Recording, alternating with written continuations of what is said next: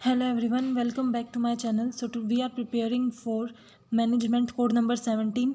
Already हम सारा syllabus cover कर चुके हैं, बट कुछ ऐसे टॉपिक थे जिन पे वीडियोस नहीं थी, या फिर एटीट्यूड का बाकी सब हमने कवर कर लिया था, थ्योरीज रिमेनिंग थी। सो ये वीडियो एटीट्यूड के जो थ्योरीज हैं उनके ऊपर है। पर्टिकुलरली एटीट्यूड क्या होता है, उसके क्या फंक्शंस हैं, ये सब हम उसकी प्रोसेस सब कुछ हम देख चुके हैं। ABC मॉडल हमने देख लिया था। आज हम देखेंगे कि एटीट्यूड की थ्योरीज क्या होती हैं। सो अगर आपको कोई भी डाउट हो तो आप कमेंट सेक्शन में मेंशन कर सकते हैं।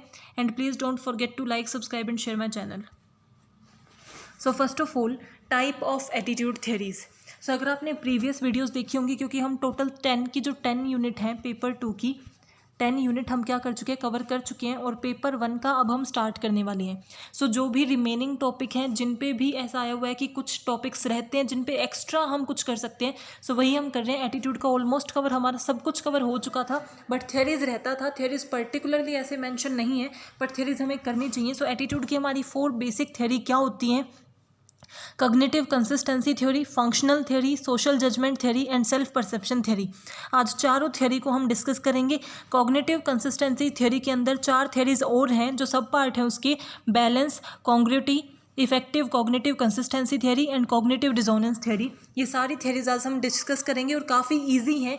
और ये थ्योरीज हमें क्या बताती हैं कि एटीट्यूड किस तरीके से फॉर्म होता है। सो जब भी आप एटीट्यूड के बारे में डिस्कस करते हो तो सबसे पहले आपको क्लियर होना चाहिए कि एटीट्यूड होता क्या है। अगर आपने प्रीवियस वीडियो देखी होंगी तो आपको पता होगा कि एटीट्यूड किस चीज़ से मिलके बना है। जो ABC मॉडल है एटीट्यूड का, वही इसे डिटरमाइन करता है। ABC मॉडल क्या बताता है? अफेक्शन, बिहेवियर एंड जो भी हमारा कॉग्निटिव एस्पेक्ट होता है उसी को हम क्या बोलते हैं? एटीट्यूड। इसका मतलब क्या है कि किसी के बारे में हम कैसा फील करते हैं, कैसा उसके बारे में हमारा ओपिनियन है, और उसके साथ हम कैसा बिहेव करते हैं, हमारे क्या एक्शन होते हैं, वही एक हमारा एटीट्यूड डिटरमाइन करता है। सो एटीट्यूड क्या होता है कि आप किसी भी पर्सन के रिगार्डिंग, किसी भी थिंग के रिगार्डिंग, कोई भी चीज़ है, ऐसा नहीं होता कि सिर्फ एक पर्सन के रिगार्डिंग आपका एटीट्यूड होता है। ऐसा भी हो सकता है कि आपका नेशन के रिगार्डिंग, इंडिया के बारे में आपका क्या एटीट्यूड है, अमेरिका के बारे में आपका क्या एटीट्यूड है, आपके खुद के इंस्टीट्यूट के बारे में आपका क्या एटीट्यूड है, आपकी यूनिवर्सिटी के बारे में आपका क्या एटीट्यूड है। सो एटीट्यूड क्या होता है? जो ये डिटरमाइन करता है कि एक पर्सन का एक पर्टिकुलर थिंग के बारे में क्या ओपिनियन है, क्या बिलीफ है, और कैसे वो उसके बारे में एक्ट करता है, बिहेव करता है, दैट इज़ एटीट्यूड। सो वही एटीट्यूड कैसे ग्रो होता है, कैसे बनता है, उसी को ये 4 थ्योरीज बताती हैं। सो फर्स्ट थ्योरी है हमारी कॉग्निटिव कंसिस्टेंसी थ्योरी, जो हमारी सबसे इंपॉर्टेंट थ्योरी है, और इसके अंदर फर्दर 4 पार्ट्स भी हैं। तो सबसे पहले आपको मीनिंग क्लियर होना चाहिए कि कॉग्निटिव कंसिस्टेंसी थ्योरी होती क्या है। Everyone would want consistency among their attitude and also between attitude and behaviour.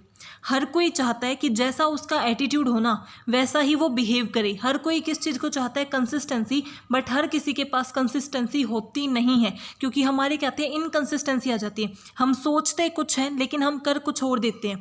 Means हमें लगता है कि ऐसा नहीं करना चाहिए, फिर भी हम वो चीज़ें कर देते हैं। इसका मतलब क्या है कि जो हमारा एटीट्यूड है और बिहेवियर है वो सेम अलाइन नहीं कर रहा। हमें क्या लगता है कि झूठ बोलना सही नहीं है, बट फिर भी हम क्या कर दे, झूठ बोल देते हैं। कभी कभी हम झूठ बोल देते हैं। तो वो इसका मतलब क्या है कि जो हमारा एटीट्यूड है, हमारा एटीट्यूड क्या है कि भाई झूठ बोलना सही नहीं है, उसके खिलाफ हमारी फीलिंग्स हैं कि उसके अगेंस्ट हैं हम, बट हमारा बिहेवियर कैसा है कि हम झूठ फिर भी बोल देते हैं। तो इसका मतलब हमारे बिहेवियर के बीच में और एटीट्यूड के बीच में कंसिस्टेंसी नहीं है। सो कॉग्निटिव कंसिस्टेंसी थ्योरी हमें क्या डिटरमाइन करती है? कॉग्निटिव कंसिस्टेंसी थ्योरी, नेम ही सजेस्ट करे कंसिस्टेंसी थ्योरी।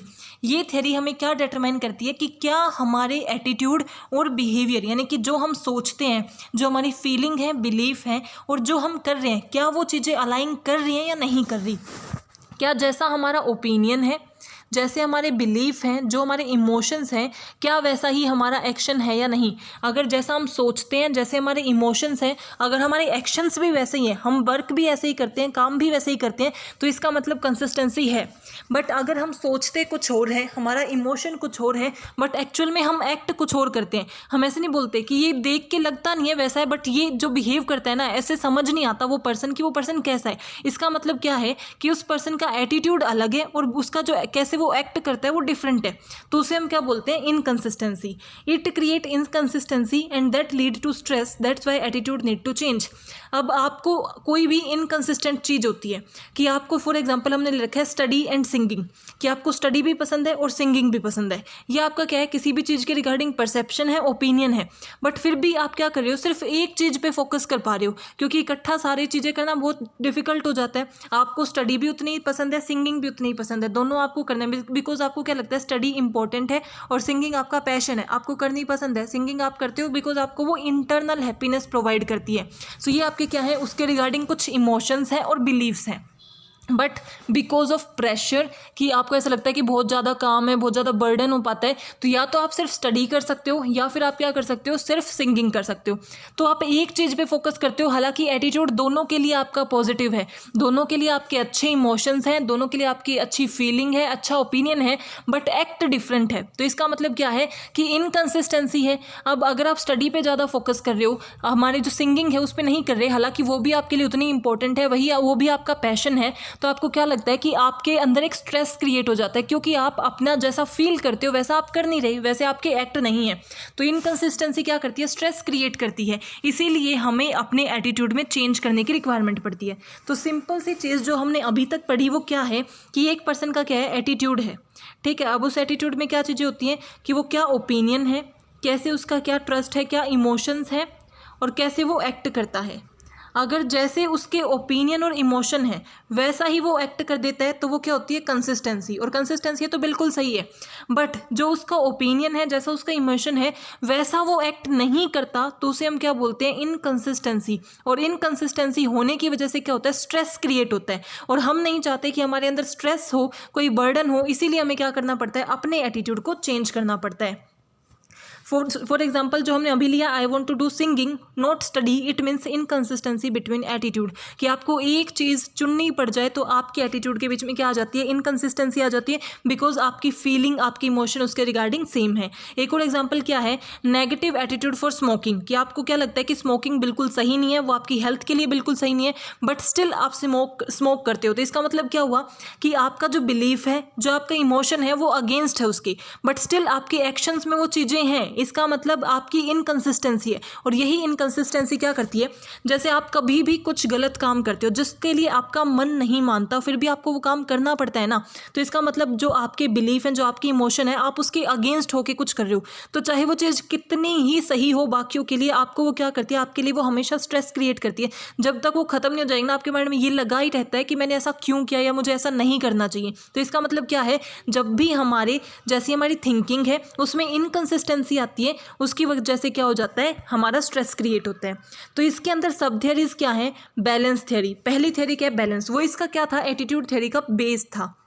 यानी कि एटीट्यूड के अंदर 4 थियरीज होती हैं, ये हमने देख लिया। तो जो हमारी फर्स्ट थियरी थी, कंसिस्टेंसी थियरी, उसका वो बेस हमने देखा कि बेस का मतलब क्या है, कंसिस्टेंसी थ्योरी क्या मान के चलती है, अगर एटीट्यूड में कंसिस्टेंसी होती है तभी हम क्या कर सकते हैं, उसी एटीट्यूड को मेंटेन कर सकते हैं। अगर हमारे किसी भी एटीट्यूड में इनकंसिस्टेंसी है तो हमारा क्या करना पड़ेगा, उस एटीट्यूड को चेंज करना पड़ेगा। सो उस कंसिस्टेंसी थियरी के अंदर फर्स्ट थियरी आती है बैलेंस थियरी, जो हमें फ्रिट्ज ने दी है। नेम आपको याद रहना चाहिए, किसने दी है, फ्रिट्ज ने दी है। According to this theory there are 3 element in attitude formation. ये थियरी क्या कहती है, हमेशा याद रखना, ये थियरी किसके अंदर आती है, कंसिस्टेंसी थ्योरी के अंदर आती है। तो जो ये चारों थियरी कंसिस्टेंसी थ्योरी के अंदर आती हैं, इन चारों का बेस सेम होगा, चारों कंसिस्टेंसी और इनकंसिस्टेंसी को ही डिटरमाइन कर रही होंगी कि क्या हम सेम बैलेंस में हैं या नहीं है। तो इस थियरी के अकॉर्डिंग क्या है, बैलेंस थियरी के अंदर 3 इंपॉर्टेंट चीज़ें होती हैं जिससे हमारा एटीट्यूड फॉर्म होता है, person, other person and impersonal entity. कि 3 इंपॉर्टेंट चीज़ें क्या हैं, एक पर्सन, एक अदर पर्सन और कोई भी एक इम्पर्सनल एंटिटी। यानी कि ये पर्सन नहीं है, कोई एंटिटी है, कोई इम्पर्सनल एंटिटी है। जैसे हमने एग्जांपल लिया है, शिवम जो है वो क्या है, पर्सन है। शिवम का फ्रेंड है मान लो अभिषेक, ये क्या है, जो उसका फ्रेंड है अनदर पर्सन है। और एंटिटी उनका क्या है, कोई भी पॉलिटिकल पार्टी, ठीक है। अब ये पॉलिटिकल पार्टी, जो शिवम है उसे ये पॉलिटिकल पार्टी पसंद है, तो इसका मतलब क्या है, शिवम का एटीट्यूड पॉलिटिकल पार्टी के लिए क्या होगा, पॉजिटिव होगा। और इसके जो फ्रेंड है अभिषेक को भी क्या है, ये पॉलिटिकल पार्टी पसंद है, तो इसका भी पॉजिटिव है। तो अगर दोनों का पॉजिटिव है, इसका मतलब अगर दोनों डिस्कस करेंगे तो दोनों के बीच में क्या होगा, पॉजिटिव एटीट्यूड होगा। तो मीन्स जैसा वो सोचते हैं, जैसा वो एक्ट करते हैं, सब कुछ उसके बीच में बैलेंस है। शिवम को भी पॉलिटिकल पार्टी पसंद है, अभिषेक को भी वो पॉलिटिकल पार्टी पसंद है, इसकी वजह से शिवम और अभिषेक भी फ्रेंड्स हैं, उनके बीच में भी पॉजिटिव रिलेशन है। तो इसका मतलब क्या है, जो एटीट्यूड है वो बैलेंस्ड है। बट अगर कोई केस ऐसा आ जाए जिसके अंदर क्या हो कि शिवम और इनकी जो पॉलिटिकल पार्टी के बारे में थिंकिंग है वो चेंज हो जाए। अब हमने क्या किया, पहले में तो पसंद थी, अब शिवम को क्या है कि ये पॉलिटिकल पार्टी बहुत ज़्यादा पसंद है, तो उसका पॉजिटिव एटीट्यूड है। बट जो उसका फ्रेंड है अभिषेक, उसे कोई और पॉलिटिकल पार्टी पसंद है, और या फिर उसे पॉलिटिक्स में इंटरेस्ट ही नहीं है, इसीलिए उसको ये पॉलिटिकल पार्टी अच्छी नहीं लगती।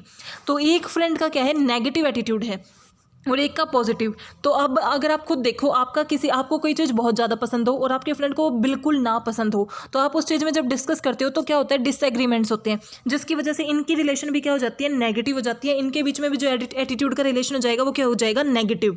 तो इसकी वजह से ये क्या हो जाएगा, इम्बैलेंस की सिचुएशन, कि बैलेंस नहीं है, एक पॉजिटिव है, दो नेगेटिव है, ज़्यादा हमारी क्या हो, उनके बीच में नेगेटिव रिलेशन हो रहा है, तो वो हमारा क्या होता है, इम्बैलेंस होता है। तो अभी आपको समझ आया कि बैलेंस और इम्बैलेंस क्या है, वो किस थ्रू डिफाइन करते हैं, कि हमारा जो एटीट्यूड है वो कैसे बना, कि पर्सन, अदर पर्सनल और इम्पर्सनल एंटिटी के बीच में क्या रिलेशन है।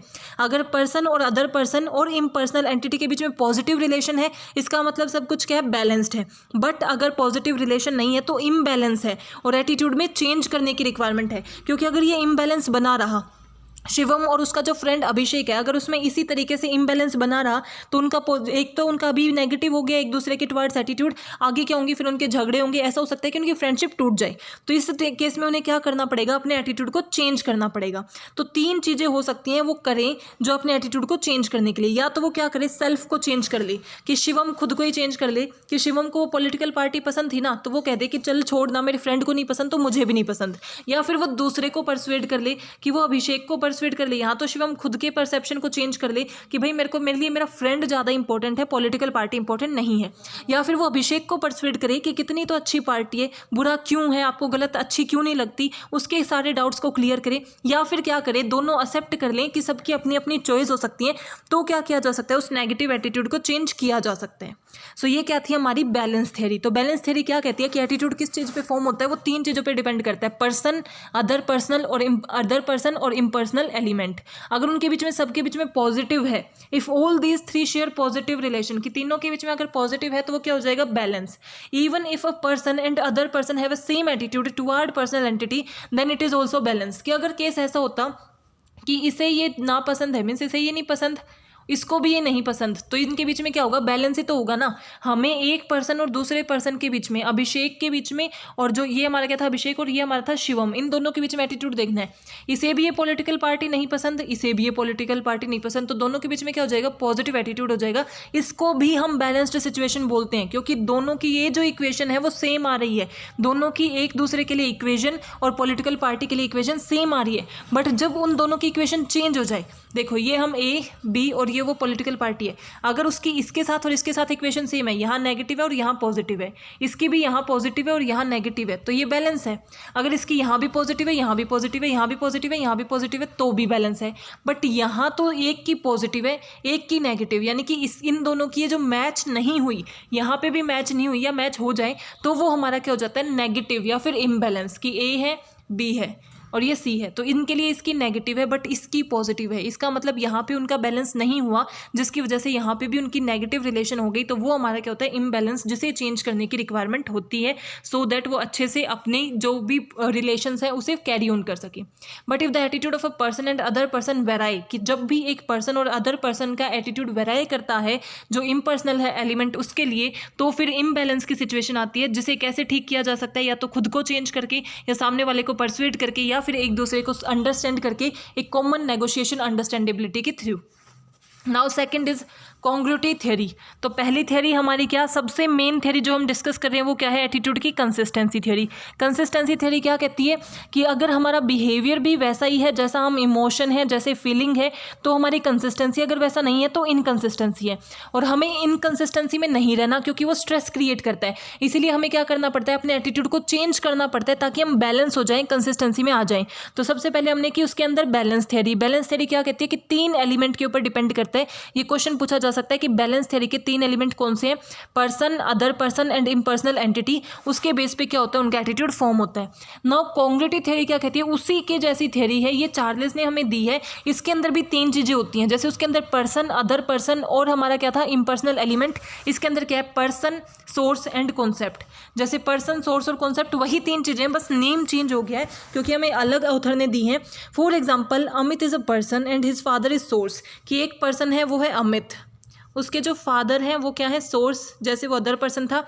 और वहाँ एक क्या था, इम्पर्सनल एंटिटी, उसकी जगह यहाँ क्या होता है, कॉन्सेप्ट। और मान लो कॉन्सेप्ट है कि आउट ऑफ इंडिया उसे जाना है, फॉर एग्जाम्पल स्टडी के लिए उसे अब्रॉड जाना है। तो अगर अमित भी अब्रॉड जाना चाहता है, उसका भी पॉजिटिव एटीट्यूड है, उसके फादर को भी ये लगता है कि हाँ भाई बाहर पढ़ाई उसे करनी चाहिए, तो दोनों के बीच में भी क्या होगा, पॉजिटिव एटीट्यूड होगा। तो ये क्या हो जाएगी, बैलेंस्ड सिचुएशन, बिल्कुल वैसे ही केस की तरह जो पिछला केस था। अब अमित को तो क्या है कि वो बाहर जाना चाहता है, बट उसके पापा को लगता है कि बाहर भेजने में क्या है, बाहर भेजने में बहुत मीन्स ऐसा भी है कि क्या पता कैसा देश हो, जब हम बाहर भेज रहे हैं तो बहुत ज़्यादा इनसिक्योरिटीज़ होती हैं, तो जिसकी वजह से उनका नेगेटिव एटीट्यूड है। और इन एक पॉजिटिव और एक नेगेटिव की वजह से, यानी कि यहाँ पे बैलेंस नहीं रहा, इनके बीच में भी क्या हो जाएगा, नेगेटिव एटीट्यूड आ जाएगा। तो अगर तीनों का एक दूसरे के रिगार्डिंग पॉजिटिव एटीट्यूड है तो वो क्या होता है, बैलेंस, और उसी को हम क्या बोलते हैं, कॉन्ग्रुइटी। अगर वो बैलेंस नहीं है, यानी कि एक का नेगेटिव और एक का पॉजिटिव है, जिसकी वजह से उनकी इक्वेशन भी खराब हो रही है, उसको हम बोलते हैं इनकॉन्ग्रुइटी। पॉजिटिव एटीट्यूड टुवर्ड सोर्स, यानी कि सोर्स के टुवर्ड पॉजिटिव एटीट्यूड है, बट नेगेटिव एटीट्यूड कॉन्सेप्ट। ये हमारा सोर्स कौन थे, फादर, ये था वो स्टूडेंट, और ये है जो इंडिया से बाहर जाना, वो कॉन्सेप्ट। अगर उसका पॉजिटिव एटीट्यूड है सोर्स के टुवर्ड्स, कि पापा के टुवर्ड्स उसका पॉजिटिव एटीट्यूड है, बट उसका नेगेटिव एटीट्यूड है किस चीज़ के टुवर्ड, अपने कॉन्सेप्ट के टुवर्ड, कि वो नहीं जाना चाहता है अब्रॉड, बट उसके फादर भेजना चाहते हैं, या फिर आप ऐसा कह दो फादर नहीं भेजना चाहते, वो जाना चाहता है, एक का भी नेगेटिव है। तो इस नेगेटिव होने की वजह से क्या हो जाएगा, ये जो पॉजिटिव एटीट्यूड है ये भी नेगेटिव हो जाएगा, जिसकी वजह से इनकॉन्ग्रुइटी क्रिएट होगी। इसी तरीके से क्या है, positive attitude toward concept, concept के टुवर्ड पॉजिटिव है, और नेगेटिव है सोर्स के टुवर्ड, वो दोनों चीज़ें क्या करती हैं, इनकॉन्ग्रुइटी क्रिएट करती हैं। सो क्या बोला गया है इसके अंदर कि ये मान लो अमित है, ये उसके फादर हैं, और ये इंडिया से बाहर जाने वाला ऑप्शन है। अगर ये इंडिया से बाहर नहीं जाना चाहता, इसका मतलब इसका नेगेटिव एटीट्यूड है, बट इसके पापा भेजना चाहते हैं, उनका पॉजिटिव एटीट्यूड है, तो उनकी वजह से क्या होगा, इनके बीच में जो पहले पॉजिटिव था वो क्या बन जाएगा, नेगेटिव। ये हमारी किसकी, इम्बैलेंस या इनकॉन्ग्रुइटी की सिचुएशन है। ऐसे ये जाना चाहता है बट इसके फादर नहीं भेजना चाहते, तो भी इनका रिलेशन कैसा रह जाएगा, नेगेटिव। तो ये दोनों हमारी इनकॉन्ग्रुइटी की सिचुएशन है। बट अगर दोनों का पॉजिटिव परसेप्शन हो कि मान लो अमित भी नहीं जाना चाहता, उसके फादर भी नहीं भेजना चाहते, तो दोनों के बीच में क्या रहेगा, पॉजिटिव रहेगा। तो ये हमारा क्या है, हम बैलेंस कैसे आइडेंटिफाई करते हैं कि ये जो ट्रायंगल बनता है ना, इसके दोनों कॉर्नर्स ये दोनों मैच होने चाहिए। देखो इसका पॉजिटिव नेगेटिव, पॉजिटिव नेगेटिव, तो इसका मतलब क्या है, बैलेंस का सिचुएशन है। तो कॉन्ग्रुइटी और थ्योरी क्या कहती है कि अगर दोनों के बीच में इक्वल सेम है तो कॉन्ग्रुइटी है, अगर नहीं है तो वो इनकॉन्ग्रुइटी है। और उसे कैसे मैनेज करना चाहिए, उसी तरीके से जिस तरीके से हम बैलेंस में करते थे कि या तो आप अपने एटीट्यूड को चेंज कर लो, या सामने वाले के को चेंज कर दो, या फिर एक्सेप्ट कर लो। Now affective cognitive consistency theory. जब मैंने आपको एटीट्यूड का मीनिंग बताया था, तब मैंने बताया था ABC मॉडल ऑफ एटीट्यूड। सी क्या होता है, जो कॉग्निटिव को डिटरमाइन करता है, बी बिहेवियर को, और ए अफेक्टिव को। तो अफेक्टिव किस चीज़ को डिटरमाइन करता है कि क्या आपके इमोशन है, क्या आपकी फीलिंग है। कॉग्निटिव उसके बारे में क्या आपका ओपिनियन है, क्या आपकी नॉलेज और बिहेवियर, आप कैसे एक्ट करते हो। तो ये थ्योरी किन दो चीज़ों से जुड़ी है, अफेक्टिव और कॉग्निटिव से, कि कैसा आप सोचते हो और कैसा आप फील करते हो, कैसे आपकी इमोशन है। Both cognitive belief and affective feeling, यानी कि क्या आपका सोचना है, क्या आपकी फीलिंग है, अगर वो सेम है, अगर किसी चीज़ के रिगार्डिंग आपकी सेम इन्फॉर्मेशन है, यानी कि सेम उसके बारे में आपका ओपिनियन है, और वैसे ही आपकी अगर फीलिंग है, तो इसका मतलब क्या है कि आप कंसिस्टेंसी में हो, अदरवाइज आप कंसिस्टेंसी में नहीं हो। जैसे smoking is harmful and I hate smoking is balance, ये आपकी क्या है, आई हेट स्मोकिंग, ये आपकी क्या है, फीलिंग, और स्मोकिंग इज़ हार्मफुल, ये आपका क्या है, ओपिनियन। तो अब दोनों मैच कर रहे हैं ना, कि आप बोल रहे हो कि स्मोकिंग अच्छी नहीं होती, इसीलिए मैं हेट करता हूँ स्मोकिंग से, तो दोनों में कंसिस्टेंसी है। तो इसका मतलब ये केस किस चीज़ का है, कंसिस्टेंसी का। बट सेकंड केस में आप क्या बोल रहे हो, स्मोकिंग इज़ हार्मफुल, कि आपकी जो बिलीफ है वो क्या है, नेगेटिव है, बट स्टिल आप स्मोकिंग कर रहे हो, इसका मतलब लेकिन जो आपका फीलिंग है वो पॉजिटिव है, तो इस टाइम पे कंसिस्टेंसी नहीं हुई, तो उसको हम बोलते हैं इनकंसिस्टेंसी। जब आप जो सोचते हो और जो आप फील करते हो वो चीज़ें मैच नहीं करती, वो आपकी इनकंसिस्टेंसी है। बट जब आप जो सोचते हो, जो आपका ओपिनियन है और जो आपकी फीलिंग है वो मैच करती है, वो हमारी क्या होती है, कंसिस्टेंसी। इसमें आप क्या कर सकते हो, इधर चेंज बिलीफ, या तो आप अपने बिलीफ को चेंज कर दो कि स्मोकिंग उतनी हार्मफुल नहीं है, इसीलिए मैं स्मोकिंग करता हूँ, तो आपका एटीट्यूड में कंसिस्टेंसी आ जाएगी, या फिर अपना एटीट्यूड चेंज चेंज कर लो कि स्मोकिंग अगर हार्मफुल है, सॉरी यहाँ एटीट्यूड नहीं आएगा, या फिर आप अपना क्या करो, जो आपका कॉग्निटिव वो है, एक तो पहले आप अपना कॉग्निटिव, अब आप अपना इफेक्टिव वर्जन चेंज कर लो, यानी कि आप अपनी फीलिंग को चेंज कर लो। फीलिंग को चेंज करने का मतलब क्या है, अगर आप ये मानते ही हो कि स्मोकिंग हार्मफुल है तो फिर स्मोकिंग मत करो। इस तरीके से आप बैलेंस में आ सकते हो, या फिर चेंज बोथ, यानी कि दोनों को थोड़ा थोड़ा चेंज कर लो कि स्मोकिंग हार्मफुल है बट टू एन एक्सटेंट कि अगर हम बहुत ज़्यादा ना करें तो उसे बियर किया जा सकता है, that's why I smoke little bit. तो वो आपका क्या है कि आप ज़्यादा स्मोक नहीं करते, वंस इन अ वाइल करते हो, तो वो आपकी क्या हो जाएगी, मैच हो जाएगी, आपकी जो इनकंसिस्टेंसी है वो रिड्यूस हो जाएगी। तो इस तरीके से आप क्या कर सकते हो, जो कॉग्निटिव अफेक्टिव इनकंसिस्टेंसी उसे रिड्यूस कर सकते हो। लास्ट क्या है, cognitive dissonance theory. Cognitive dissonance theory क्या कहती है, जैसे जो पिछला था वो किसके साथ डील कर रहा था, ABC में से A और C के साथ, कि क्या हमारी फीलिंग है और क्या हमारा ओपिनियन है। ये वाली थ्योरी किसके साथ डील करती है, B और C के साथ, कि क्या हमारी जो नॉलेज है, क्या ओपिनियन है और कैसा हम एक्ट करते हैं।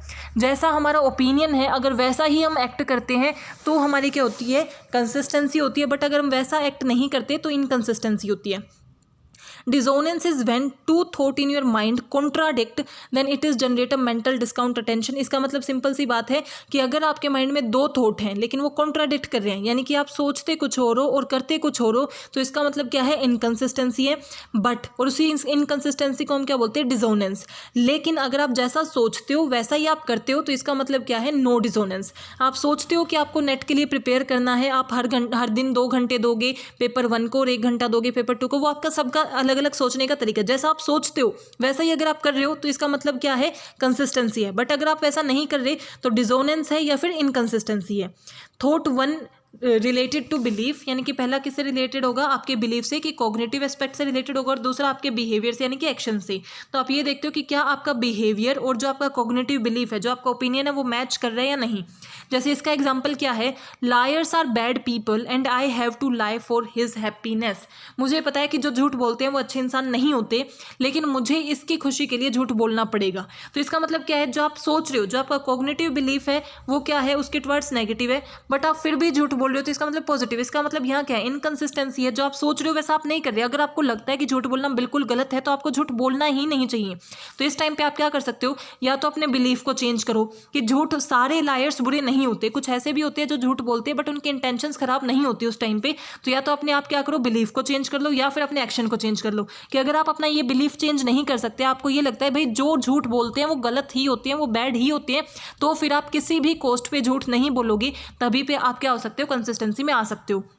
सो जो फर्स्ट और मोस्ट इंपॉर्टेंट थ्योरी है वो हमने कवर कर लिया, दैट इज़ कंसिस्टेंसी थ्योरी, जो क्या कहती है कि अगर हम सेम बिहेव करते हैं, जैसा हम सोचते हैं, जैसा हम फील करते हैं, तो हमारा क्या कंसिस्टेंसी है, अदरवाइज इनकंसिस्टेंसी है, जिसे हमें चेंज करना पड़ता है ताकि स्ट्रेस क्रिएट ना हो। जिसके अंदर हमने कौन कौन सी थ्योरी की, बैलेंस थ्योरी की, देन उसके बाद कॉन्ग्रेटिव थ्योरी की। बैलेंस के अंदर 3 क्या थे, person, other person and another person and impersonal entity. Then congruity के अंदर क्या था, सोर्स, उसके बाद जो कॉन्सेप्ट, एंड एक हमारा क्या था, source, concept and one more was source, concept and person.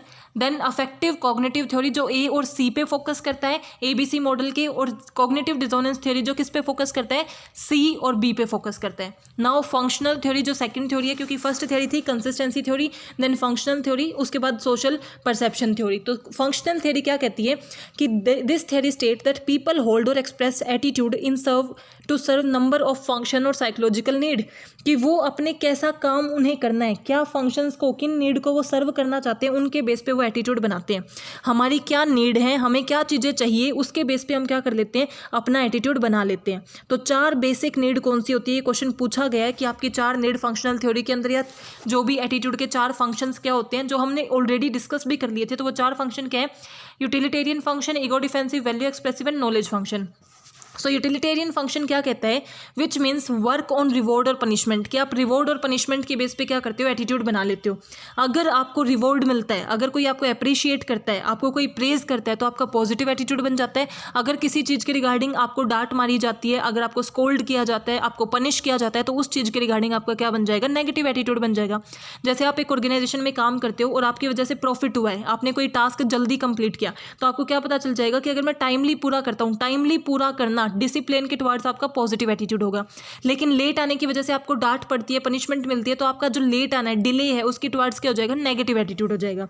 सो ये तो हमारी यूटिलिटेरियन नीड है। देन ईगो डिफेंसिव फंक्शन क्या होता है कि आप अपनी ईगो को प्रोटेक्ट करने के लिए, ईगो को डिफेंस करने के लिए जब एटीट्यूड बनाते हो, वो हमारा क्या होता है, ईगो डिफेंसिव फंक्शन, कि आप अपनी ईगो को डिफेंड करने के लिए। जैसे एक ऑर्गेनाइजेशन में मेजर जो है वो क्या काम करते थे, मैन काम करते थे, और जब से वहाँ पे वुमेन काम करना स्टार्ट हुई हैं तब से वो क्या हो गए हैं कि वो ऑर्गेनाइजेशन ज़्यादा ग्रो कर रही है। तो लोगों का क्या मानना है कि जब से वुमेन का कंट्रीब्यूशन हुआ उस ऑर्गेनाइजेशन की ग्रोथ ज़्यादा हो रही है।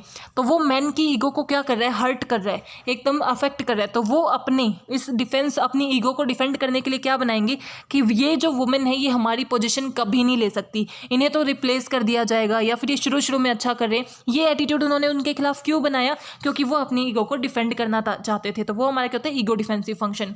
Then value expression function. Value expression function क्या कहता है, formation of attitude on the basis of our values favour to and values against. अगर कोई भी चीज़ आपकी वैल्यू के अकॉर्डिंग होती है, यानी कि जो चीज़ें आपको सही लगती हैं वैसी चीज़ें हो रही हैं, तो उसके रिगार्डिंग आपका फेवरेबल एटीट्यूड होगा। जो चीज़ें आपको गलत लगती हैं उनके रिगार्डिंग आपका क्या होगा, नेगेटिव एटीट्यूड होगा। नॉलेज फंक्शन क्या कहता है कि जितनी ज़्यादा आपकी नॉलेज बढ़ती जाती है, बाय लर्निंग, बाय एक्सपीरियंस, किसी भी तरीके से, ट्रेनिंग से, तो आपका एटीट्यूड चेंज होता रहता है, नॉलेज के ऊपर आपका एटीट्यूड चेंज होता रहता है। देन सोशल जजमेंट थ्योरी, ये थर्ड थ्योरी है। पहली हमारी कौन सी थ्योरी थी, कंसिस्टेंसी थ्योरी, जिसके अंदर बैलेंस थ्योरी, कॉन्ग्रुइटी थ्योरी, उसके अलावा था cognitive dissonance theory and affective cognitive theory. उसके बाद हमने की बैलेंस, जो हमारी फर्स्ट कंसिस्टेंसी थ्योरी थी, उसके बाद जो हमने की वो क्या थी, फंक्शन थ्योरी। अब फंक्शन के बाद हमारी क्या थी, सोशल जजमेंट। ये हमारी क्या थी, functional theory. Now social judgement theory. Social judgement theory क्या कहती है, for example you get a message that new car is free and you are also desire to buy a new car. कि आपका क्या सोशल जजमेंट है, आपकी क्या thinking है, आपका सोसाइटी के रिगार्डिंग कैसा परसेप्शन है, आपका खुद का क्या परसेप्शन है, उसके बेस पे आपका एटीट्यूड बनता है। जैसे आपको कोई मैसेज आया कि आपने क्या है, आपको फ्री में एक कार आपने जीत ली है, कॉन्ग्रेचुलेशन, ऐसा आपको एक मैसेज आया और आप सोच भी रहे थे एक कार खरीदने की, तो आपका इनिशियल एटीट्यूड क्या होगा कि आपके माइंड में ये चल रहा था मैं एक नई कार लेनी है, नहीं लेनी है, तभी आपको ऐसा मैसेज मिला, तो इनिशियल आपका एटीट्यूड जो है वो काफ़ी पॉजिटिव होगा कि जो मैं सोच रहा था वही चीज़ें हो रही हैं। तो आप तीन चीज़ें कर सकते हो, you will accept message due to no ego involvement and positive attitude, कि आपका इनिशियल एटीट्यूड काफ़ी पॉजिटिव आया है, तो वो आपका क्या होगा, लैटिट्यूड ऑफ एक्सेप्टेंस, कि आप उस ऑफर को क्या कर लोगे, एक्सेप्ट कर लोगे। वो कहते हैं इस लिंक पे जाओ, आप उस लिंक पे जाके देखोगे कि किस तरीके से मुझे वो कार मिल सकती है।